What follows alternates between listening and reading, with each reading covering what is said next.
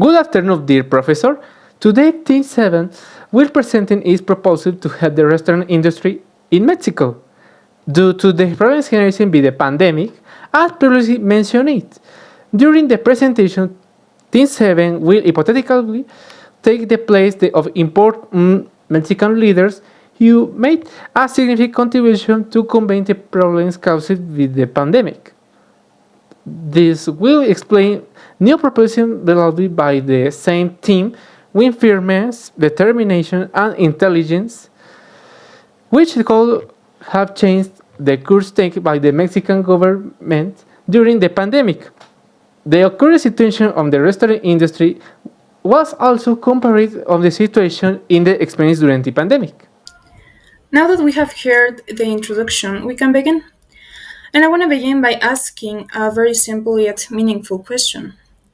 Had we had known of the risk COVID 19 represented for the whole world beforehand, could we have been able to do something to prevent the consequences we got? And of course, we do not know the answer to this question, but we always can have hope, right? And I think that if we had known, then we could have implemented measures like testing, confinement, and suspension of gatherings way before we did. This with the purpose of stopping or at least slowing down the spread of the virus.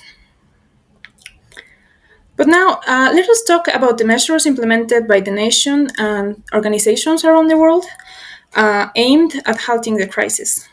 The European Union exemplifies this perfectly. Had the European Union not created collaboratively financial structures and policies that supported and made possible the execution of the plans for the gradual reactivation of the tourism, restaurant, and hospitality industry, the country members would have had to deal with the unfortunate situation on their own. Um, let's talk about Germany for a moment. The Chancellor Angela Merkel implemented policies to support business during the hard years of COVID 19. To aid the restaurant industry, her government lowered the tax percentage. Had Chancellor Angela Merkel not lowered the tax percentage applied to food related businesses from 70% to 9%, the economic damage dealt to said industry would have been greater as it was. Let's look at America for a moment. During the Trump administration, the United States federal government established the Paycheck Protection Program, and this was established through the Coronavirus Aid, Relief, and Economic Security Act, also known as the CARES Act. And well, all this was established with the purpose of helping small businesses. But sadly, the programs were poorly implemented and failed to support the population. Had the Trump administration deployed successfully the aforementioned policies, the small businesses would not have had to fire their employees to keep themselves operating. And now let's take a look at China. Xi Jinping, president of China, also implemented his fair share of policies to help to the recovery of the hospitality, tourism, and restaurant industry. Had Xi Jinping not prioritized tourism, protection, and financial incentives, the restoration of tourism flow would have been significantly slower and more difficult. On the other hand, we will talk about the actions and public policies implemented by the government and authorities of our country, Mexico, focusing on those that affect the tourism sector and the restaurant industry. As one would expect, we would have hoped they were at least as strong and decisive as those implemented by the countries mentioned earlier, with the aim of the mitigating the crisis that was already looming at, at the beginning of the pandemic, especially because in 2018, Mexico tourism sector had been experiencing a period of growth, which was important to protect and preserve in order to maintain the momentum. However, the exact opposite happened. Its world stark collapse along with the Mexican economy in a way not seen in 88 years.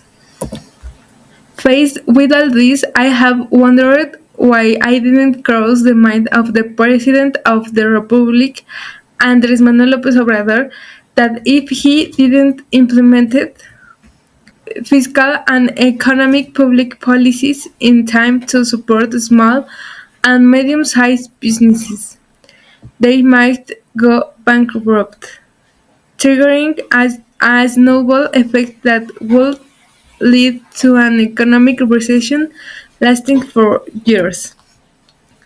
In addition, he neither instructed nor supervised his cabinet secretaries who acted wrongly and inefficiently. An example of this is the behavior of the Secretary of Tourism, Miguel Torruco Marquez. If he had not limited himself to launching his digital strategy for crisis containment in the tourism sector, which was based slowly on three measures that contribute nothing to recovery and are laudable when compared to the actions taken by the other governments, and had instead used his position and its power to create truly effective strategies. Perhaps there are more than 13,500 restaurants that ultimately had not other option wouldn't have closed. On the fiscal side, we can also say that the actions taken were both efficient and properly executed. Since the proposed reform to Article 2 A of the Value Added Tax Law, promoted by Congresswoman Cecilia Patron, could have approved to temporarily reduce to from 16% to 0%. This could have prevented 25% of Mexico's restaurants from closing permanently. Had the proposal not been ignored and instead merely extended the deadline for tax filing.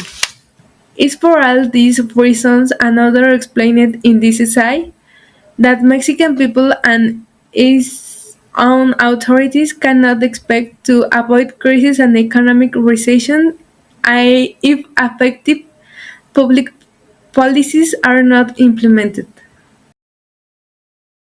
Today, I want to talk about how the COVID 19 pandemic affected tourists and restaurants around the world, and how Mexico's response was different from other countries. When the pandemic started, organizations like the WHO, ILO, and World Tourism Organization gave clear recommendations to avoid an economic and health crisis. They asked governments to give tech support, wage subsidies, and create health protocols to protect jobs and business. Countries like Germany, Canada, and South Korea reacted quickly. They offered payroll subsidies, tax cuts, and promoted local tourism. They also created clear health protocols to reopen business little by little. On the other hand, poorer countries like Bolivia, Honduras, and Haiti had long closures, no economic help, and no tourist campaigns. Many businesses closed and a lot of people lost their jobs. And what did Mexico do? In Mexico, the Ministry of Tourism launched some digital campaigns like See You Soon and Mexico Needs You, but they didn't have enough money or coordination. The campaigns didn't reach international tourists. The tax administration, SAT, only gave deadline extensions for taxes but didn't lower VAT on prepare food, or offer more help to restaurants. The Ministry of Finance gave microcredits, but by May 2020, only 0.24% of the available money had been delivered.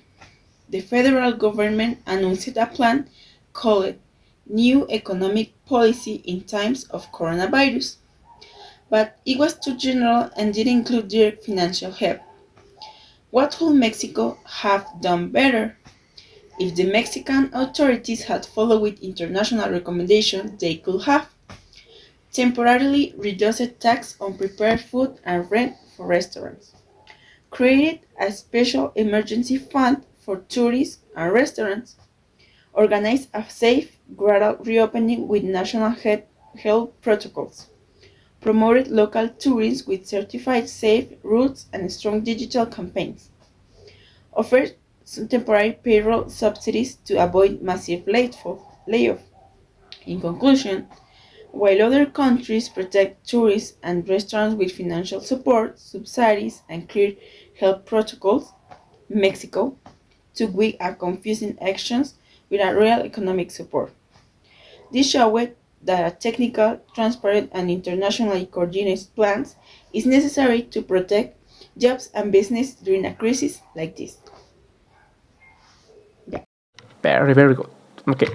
Now, the situation in the restaurant industry in the current era has improved significantly compared to the pandemic.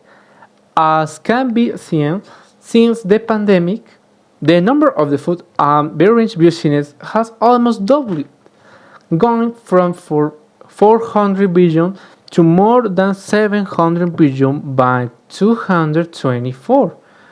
It could also be said that increasing in the PAB generated by the restaurant industry is much higher than presenting in 220. Even so, there are several problems such as the lack for foreign direct investments in the industry and the fact that most businesses are small, as vulnerable as they were during the pandemic. Therefore, it suggests that government support be implemented in the front of credit and education for the innovation and development of small business. Since most of these businesses are made up of young people, youth proving will help build a more competent market. This could attract the attention of tourists, which means high incomes. All is even possible to increase foreign investment due to the excellent development of this business. Now, in conclusion, during the pandemic, Mexico made very hasty decisions and difference to the problems that could arise in the future of the restaurant industries. Even so, the problems generation by Team 7 demonstrates that it was possible to manage the situation of the pandemic, and that some other countries have already achieved this, even if the proposals outlined in the report were hypothetical. That it's impossible to change the past, right? Still, what the Mexican people and their leaders should be community to is learning from these mistakes and making the appropriate decision from the continuous improvement to the restaurant industry.